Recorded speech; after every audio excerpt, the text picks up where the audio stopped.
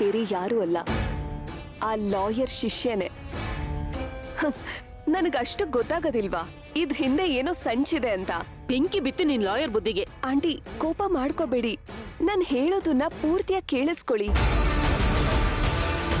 ಅಷ್ಟು ಸುಲಭವಾಗಿ ಮದ್ವೆಗೆ ಒಪ್ಕೊಂಡ್ರು. ಹಿಂದೆನೆ ಸೇವಂತಿನ್ ಕರ್ಸಿ ಅವಳು ಬಂದ್ರೆ ಮಾತ್ರ ಈ ಮದ್ವೆ ಸಾಧ್ಯ ಅಂತ ಯಾಕೆ ಕಂಡೀಷನ್ ಹಾಕಿದ್ರು? ಯಾಕೆ ಅಂತ ನೀನೇ ಹೇಳು. ದೊಡ್ಡ ಕ್ರಿಮಿನಲ್ ಲಾಯರ್ ಅಲ್ವಾ? ಯಾಕಂದ್ರೆ ನನ್ನನ್ನ ಮುಂದೆ ಇಟ್ಕೊಂಡು ಈ ಮದ್ವೆನ ಒಂದ್ ನೆಪ ಮಾಡ್ಕೊಂಡು ಮತ್ತೆ ಸೇವಂತಿ ಮನ್ಸಿಗೆ ಹತ್ರ ಆಗೋದಕ್ಕೆ ಈ ಪ್ಲಾನು. ಆಹಾ, ನಿನ್ ತಲೆನ ತಗೊಂಡ್ ಹೋಗಿ ಮ್ಯೂಸಿಯಂನಲ್ಲಿ ಇಡಬೇಕು. ಯಶೋದಂಗಿರುವಷ್ಟು ಬುದ್ಧಿನೂ ನಿನ್ಗಿಲ್ವಲ್ಲ.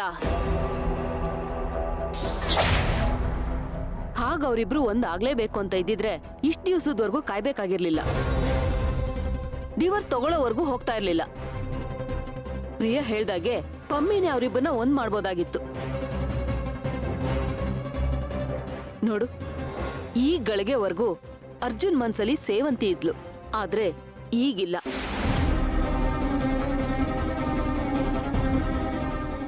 ಈಗ ಅವನ್ ಮನ್ಸಲ್ಲಿರೋದು ಬರೀ ಸಿಟ್ಟು. ಆ ಸಿಟ್ಟಿಂದಾನೆ ಸೇವಂತಿಗೆ ಪಾಠ ಕಲಿಸ್ಬೇಕು ಅಂತ ಅವನು ಈ ಮದ್ವೆಗೆ ಒಪ್ಕೊಂಡಿರೋದು. ಈ ಅವಕಾಶ ಬಿಟ್ರೆ ನಮಗ್ ಮತ್ತೆ ಇಂಥ ಅವಕಾಶ ಸಿಗೋದೇ ಇಲ್ಲ.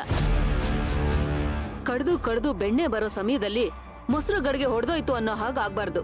ನೋಡು, ನೀನ್ ಈಗ್ಲೇ ಹೋಗಿ ಅರ್ಜುನ್ ಹತ್ರ ಸಾರಿ ಕೇಳಿ ನನ್ಗೆ ಮದ್ವೆ ಒಪ್ಕೆ ಇದೆ ಅಂತ ಹೇಳು. ಈಗ್ ಬಿಟ್ರೆ ಈ ಜನ್ಮದಲ್ಲಿ ನನ್ ಮಗ ನಿನಗ್ ಸಿಗಲ್ಲ. ಎಸ್, ಆಂಟಿ ಹೇಳ್ತಿರೋದು ಕರೆಕ್ಟ್. ನನ್ನ ಉದ್ದೇಶ ಅರ್ಜುನ್ ಲೈಫ್ನ ಹಾಳು ಮಾಡೋದ್ ತಾನೆ. ಹಾಗಿದ್ಮೇಲೆ ಅವನ ಈ ಮದ್ವೆಗ್ ಮನ್ಸಾರೆ ಒಪ್ಪಿದ್ರೆಷ್ಟು ಬಿಟ್ರೆ ಎಷ್ಟು? ನಂಗ್ ಬೇಕಾಗಿರೋದು ಅವನ್ ಪ್ರೀತಿ ಅಲ್ಲ, ನನ್ ಸೇಡು. ಅದಕ್ಕೆ ಅವನಾಗಿದ್ದವನೇ ದಾರಿ ಮಾಡ್ಕೊಟ್ಟಾಗ ನಾನ್ ತಾನೇ ಯಾಕೆ ಹಿಂದೆ ಸರಿಬೇಕು? ಅಷ್ಟಕ್ಕೂ ಸೇವಂತಿನ ಮುಂದೆ ಇಟ್ಕೊಂಡು ಅವನೇನಾದ್ರೂ ತಂತ್ರ ರೂಪಿಸಿದ್ರೆ ಅದಕ್ ಪ್ರತಿತಂತ್ರ ರೂಪಿಸಿ ಇಬ್ರು ಬಗ್ಗು ಬಡಿದ್ರಾಯ್ತು. ಸಾರಿ ಆಂಟಿ, ನಾನು ಏನೇನೋ ತಪ್ಪಾಗಿ ಯೋಚನೆ ಮಾಡ್ಬಿಟ್ಟೆ. ಆಯ್ತು, ಅವನ್ ಮನ್ಸು ಬದಲಾಗೋಕ್ಕಿಂತ ಮುಂಚೆನೆ ನನ್ಗೆ ಈ ಮದ್ವೆ ಒಪ್ಕೆ ಇದೆ ಅಂತ ಹೋಗಿ ಹೇಳು. ಹೋಗು. ನನಗ್ ಗೊತ್ತಿತ್ತು ಮೀರಾ, ಇದು ಹೀಗೆ ಆಗತ್ತೆ ಅಂತ. ಅದಕ್ಕೆ ನಿನ್ನ ಹಾಗೆ ನಾನು ಮೈಂಡ್ಗೆ ಮಾಡ್ದೆ.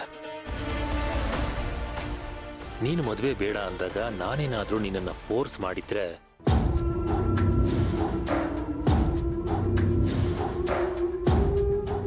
ನಾನ್ ನಾಟಕ ಮಾಡ್ತಿದ್ದೀನಿ ಅಂತ ನಿನಗೆ ಕ್ಲಿಯರ್ ಆಗೋಗ್ತಿತ್ತು. ಅದಕ್ಕೋಸ್ಕರನೇ ನಾನು ಈ ಥರ ನಾಟಕ ಮಾಡಿದೆ. ನೀನು ಯಾವತ್ತಿದ್ರೂ ನನ್ನ ಮುಂದೆ ಜೂನಿಯರೇ ಮೀರಾ.